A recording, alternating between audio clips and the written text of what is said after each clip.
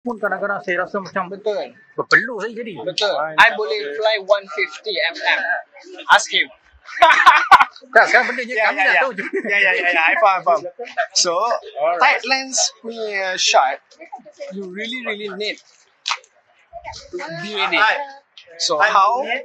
You need to hold the gimbal sangat-sangat comfort, and then you kena tahan nafas, no big movement. Yup. I selalu buat, I hold nafas ataupun I blow nafas. Belum, tadi kelam belum. Dia macam, Yeah, you need to blow and then you need to feel the gimbal but no big movement. And very slow. You kalau boleh, you just split and then go one shot. Split and then you go one shot. Right? This one. okay, wow. Yeah.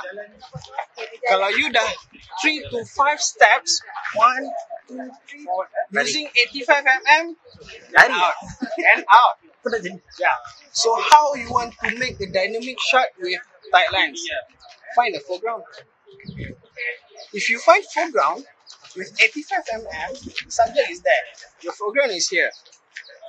You buat macam ni, you nampak the movement.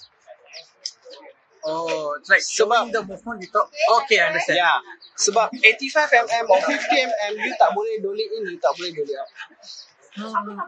Sebab dynamic dia tak besar. You kena slide. Follow us on TikTok and Instagram. Subscribe Mega Photography on YouTube.